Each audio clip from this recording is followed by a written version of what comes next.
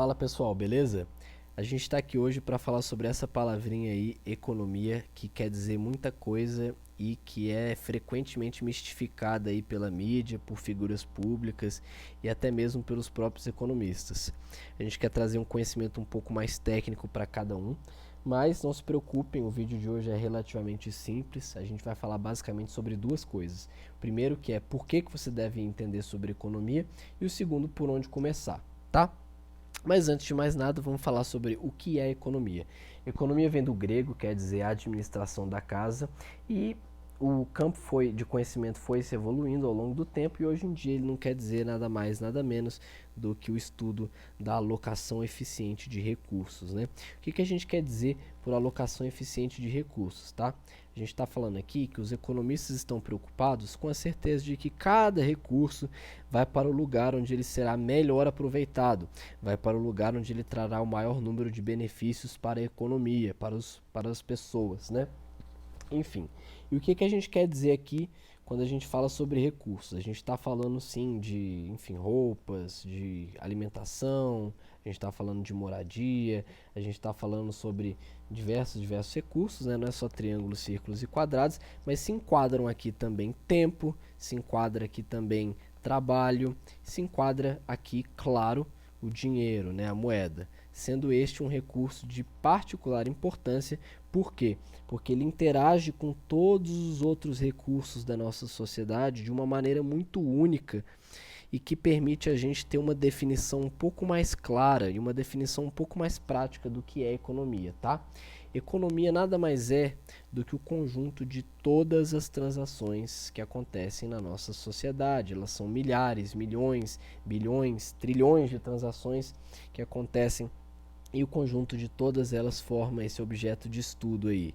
Então dá para ver que é uma área bastante ampla, bastante complexa, que envolve várias e várias diferentes variáveis da nossa sociedade e que por isso é frequentemente mal interpretada, tá legal? Bom, para responder a primeira pergunta aí do vídeo, vamos falar do porquê de entender um pouco mais sobre economia. Em primeiro lugar, a gente fala aqui sobre observar dinâmicas da sociedade melhor e, em segundo lugar, sobre observar tendências.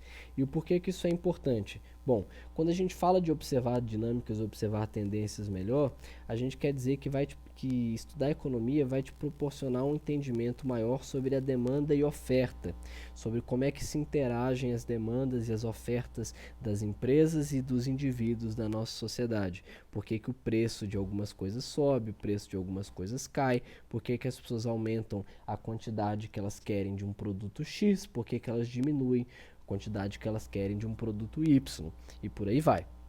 Enfim, isso aqui te permite ter um entendimento melhor dos seus arredores. Em terceiro lugar, a gente fala de uma mentalidade focada em eficiência, né?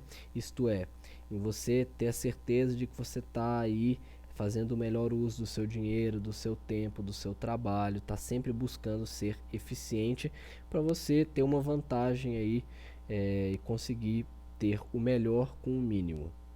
E por fim a gente tem um motivo de planejamento pessoal e financeiro mais profissionalizado, né? Porque querendo ou não, hoje em dia é muito difícil você ter esse planejamento. Em outros vídeos a gente vai falar sobre isso bastante, é um tópico aí bastante requisitado hoje em dia. Mas entender melhor de economia te permite entender melhor sobre isso. E lembrando que isso aqui é de um ponto de vista mais técnico, tá?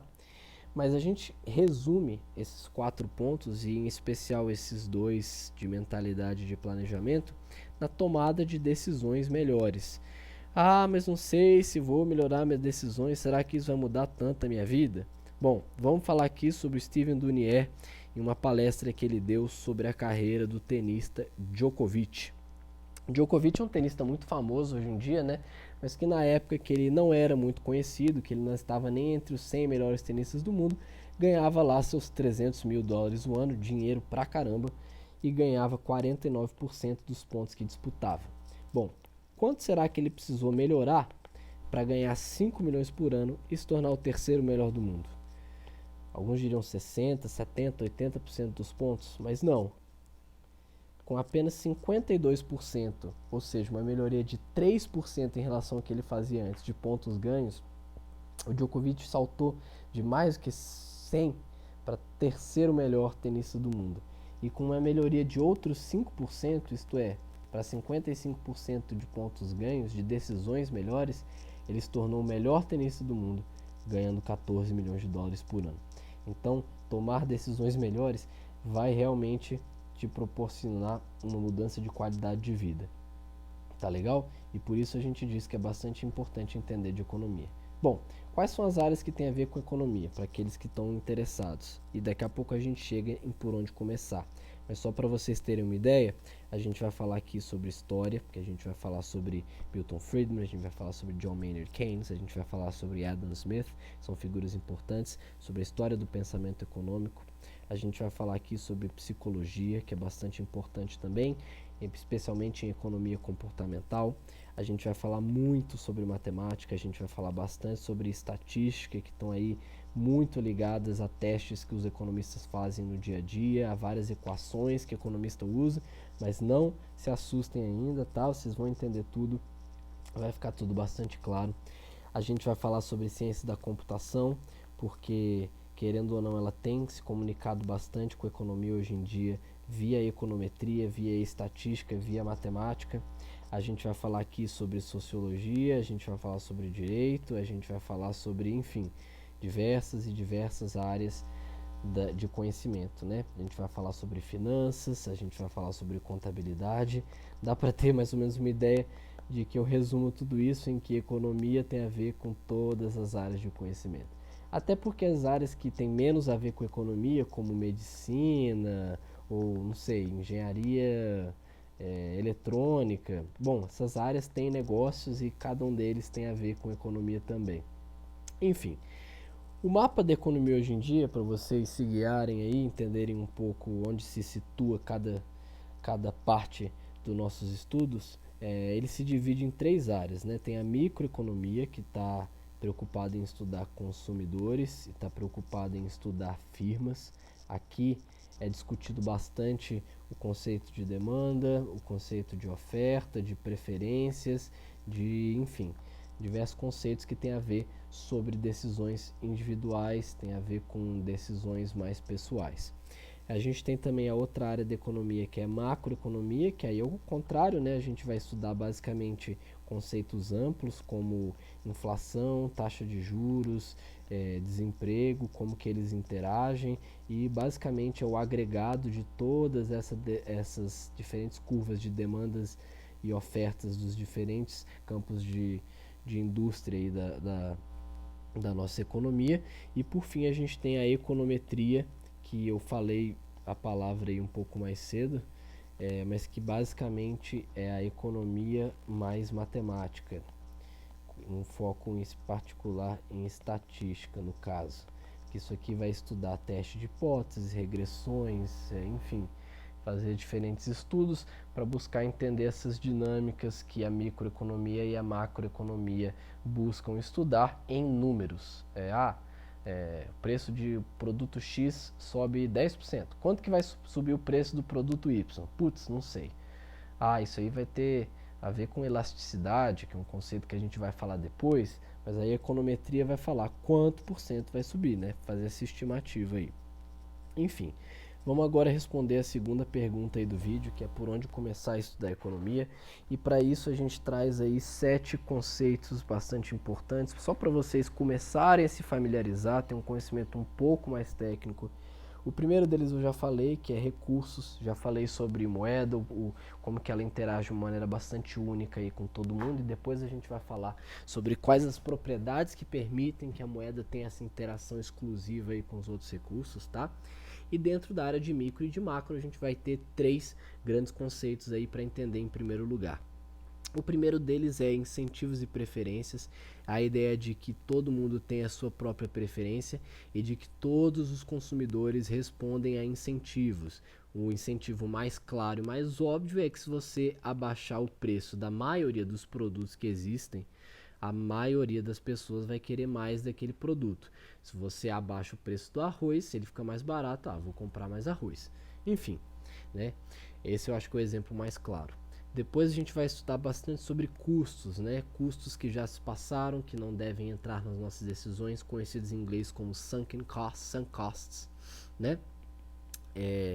Custos de oportunidade, que tem bastante a ver com trade-offs, e a gente já vai chegar nisso aí, e outros custos que envolvem no processo que são envolvidos no processo de tomada de decisão. A gente vai falar de trade-offs, que é bastante ligado ao conceito de custo de oportunidade, isto é, que você abre mão de algo para realizar outra coisa. O que você quer dizer? Que coisinha complicada. É basicamente isso. Se você escolhe dormir, você abre mão de estudar, você abre mão de trabalhar. Se você escolhe estudar, trabalhar enquanto você deveria estar dormindo, você abre mão do seu sono, você abre mão do seu bem-estar físico e provavelmente do mental também. Então, o custo de você trabalhar, estudar enquanto você deveria estar dormindo são algumas horas de sono.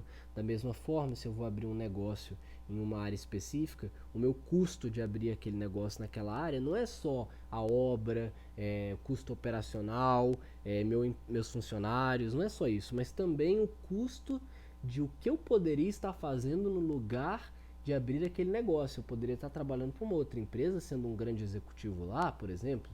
Então, esse custo de abrir mão de ser um grande executivo nessa outra empresa é algo que deveria estar envolvido no processo de decisão de abrir ou não esse negócio, né?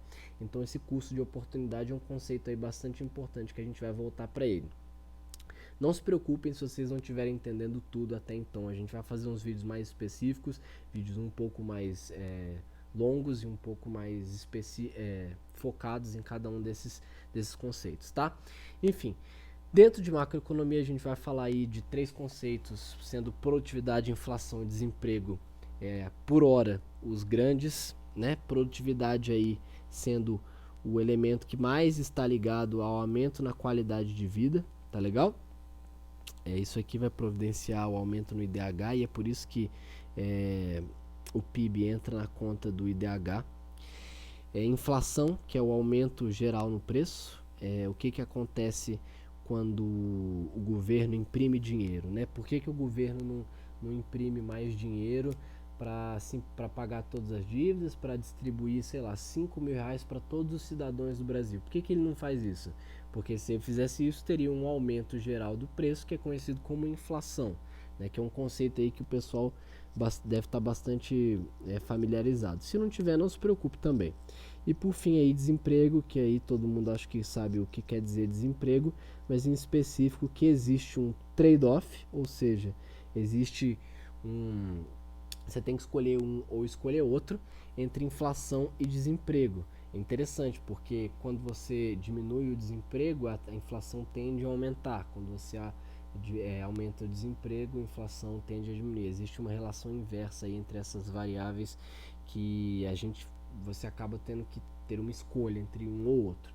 Bom, eu já vou fazer um disclaimer aqui e dizer que algumas coisas ditas nesse vídeo estão incompletas, né? E que eu recomendo que você não assista só esse vídeo, mas que veja outras coisas para a gente discutir um pouco mais a fundo cada um desses conceitos, porque querendo ou não você precisa simplificar várias coisas aí quando você vai falar de economia.